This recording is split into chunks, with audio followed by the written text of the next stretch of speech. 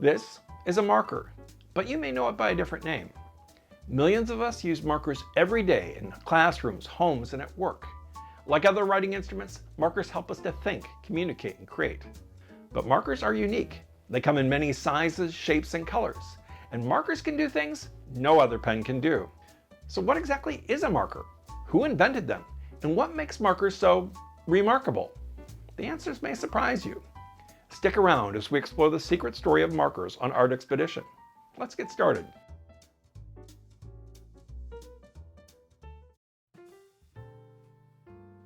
To keep things simple, I'm going to be calling these kinds of pens markers, but they are known by different names all over the world. So, what's a marker? Well, a marker is a pen that has a tip that's made of tightly packed fibers like felt or nylon. Unlike, let's say, a ballpoint, where the ink is rolled onto the page, a marker's ink flows through the tip onto the surface that's being marked, much like a paintbrush.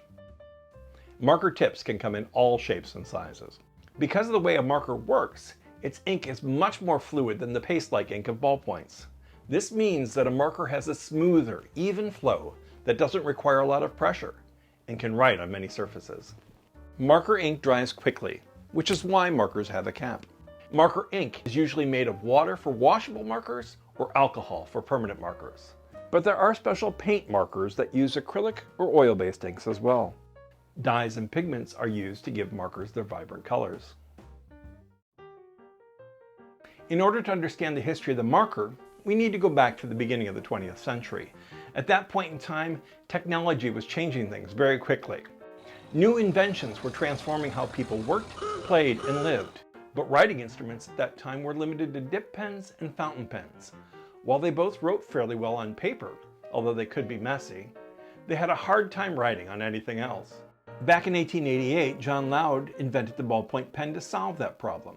He hoped that his new writing instrument would be able to mark on all sorts of surfaces.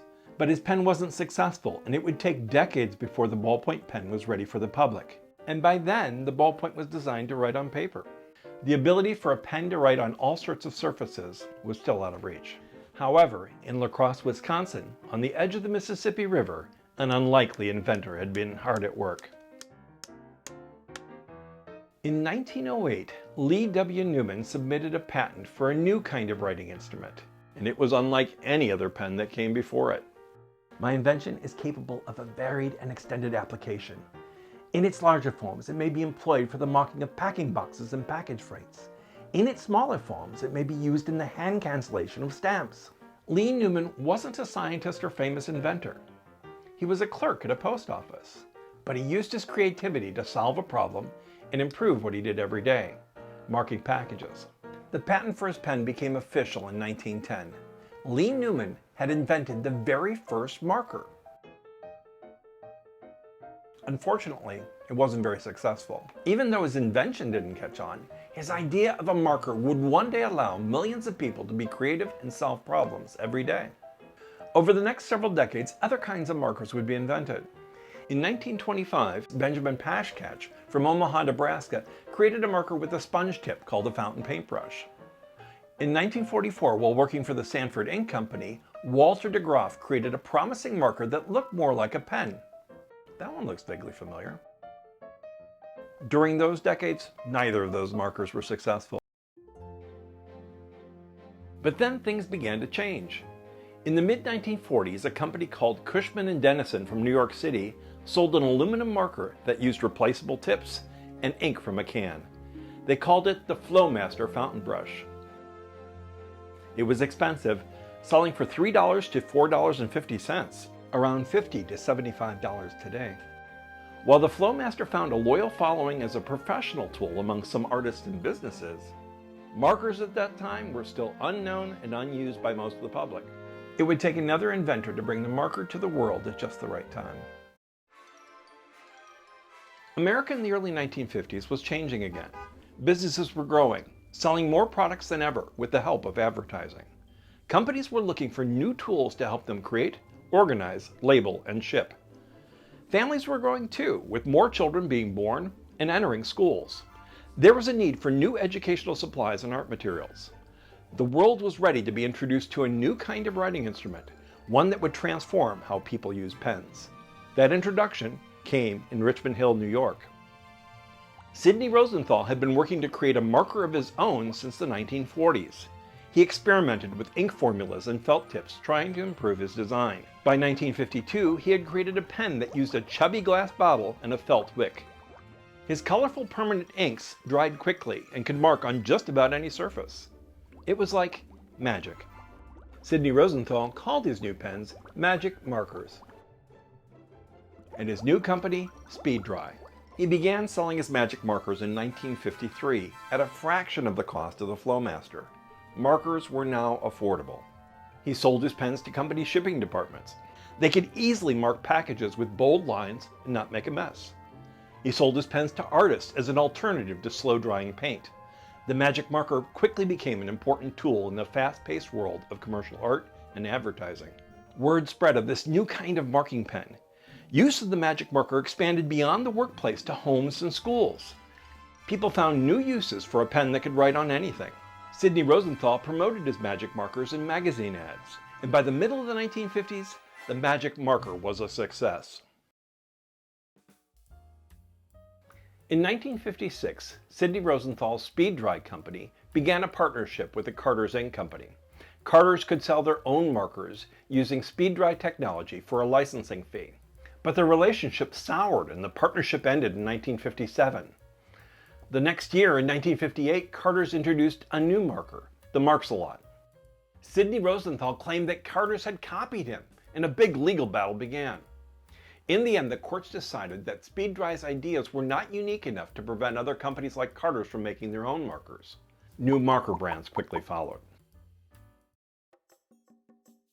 As the marker industry boomed, kids gravitated to this new writing instrument. But in the late 1950s, as more and more homes and classrooms began using markers, people began to realize that they weren't designed for kids. Marker ink at that time contained heavy solvents that were toxic and created strong, smelly fumes. They were also permanent. This was a nightmare for any parent or teacher. After releasing their Marks-A-Lot marker, Carter's was bombarded with letters from mothers pleading for a child-safe alternative.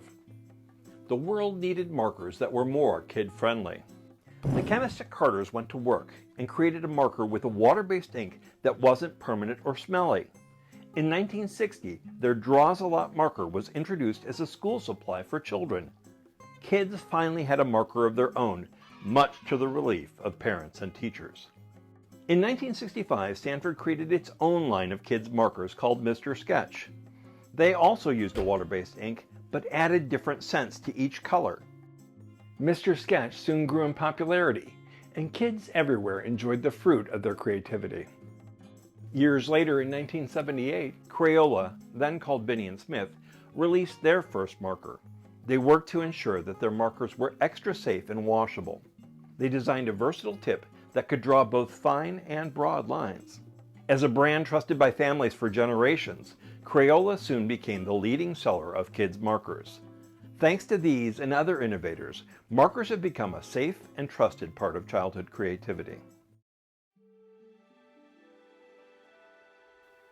Meanwhile, in Japan, Yukio Horie had been working on his own unique marker for years. In 1946, he founded the Japan Stationery Company to provide art supplies to children in Japan. It's now called Pentel. He had been looking to create a new kind of pen that worked like a Japanese writing brush.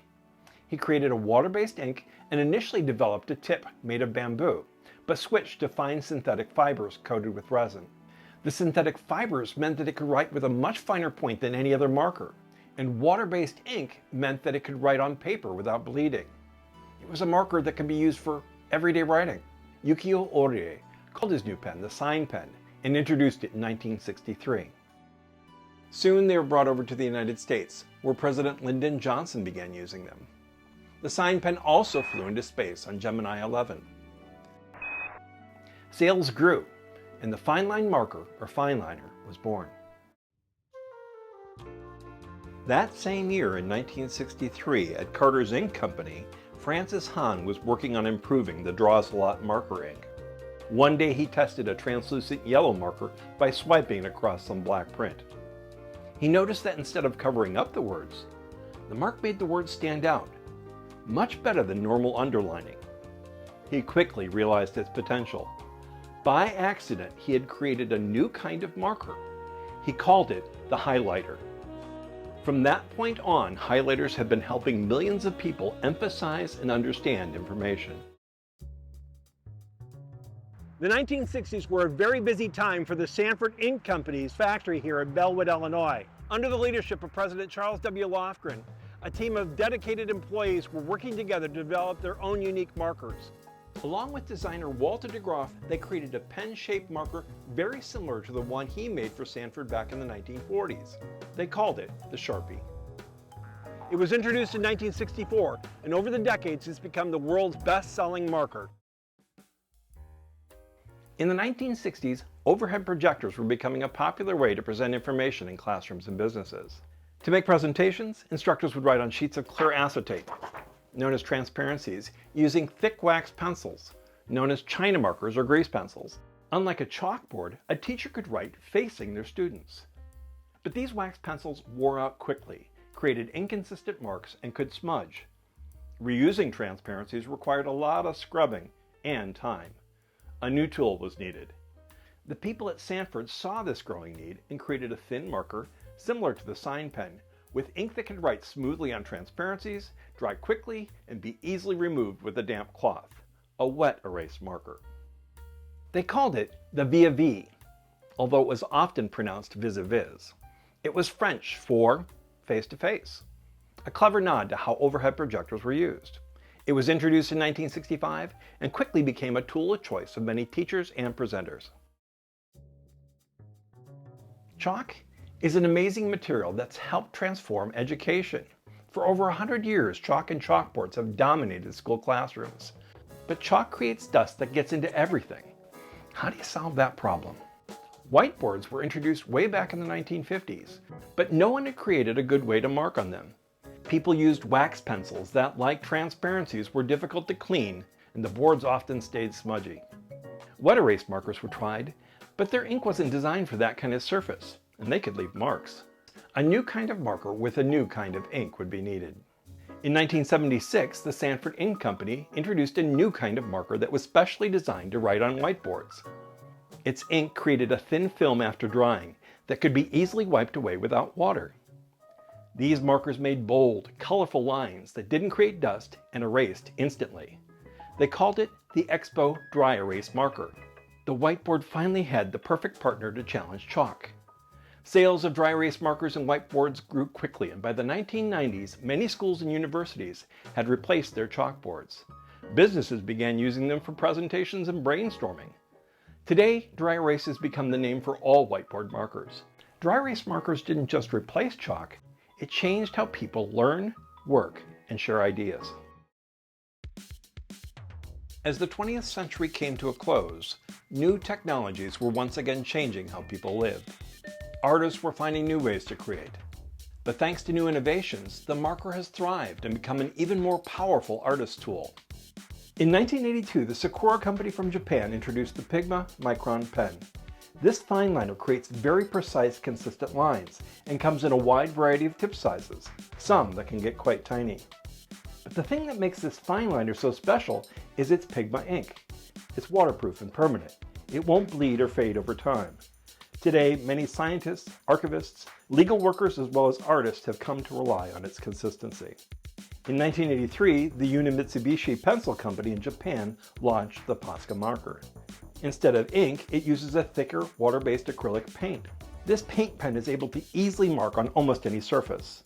Along with artists and crafters, it's been used by beekeepers to safely mark queen bees for identification.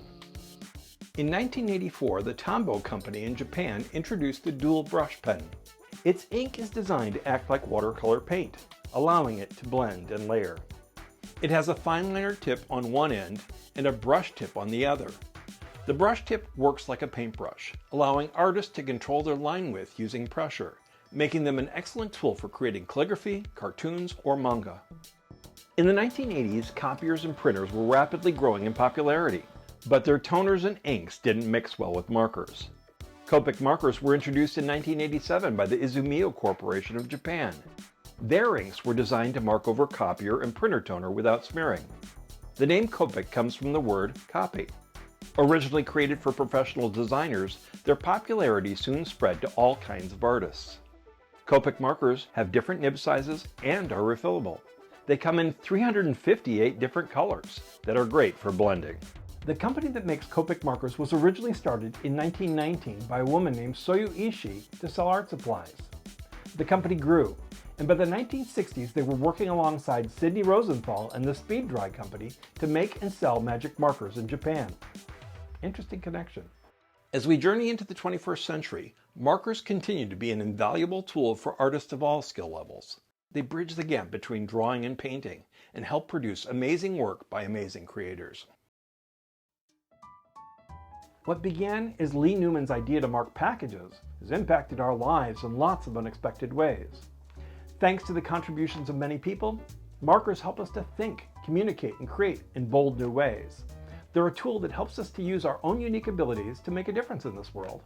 They're also a lot of fun too. So go ahead, make your mark. For Art Expedition, I'm Kevin Van Norman. What will you create?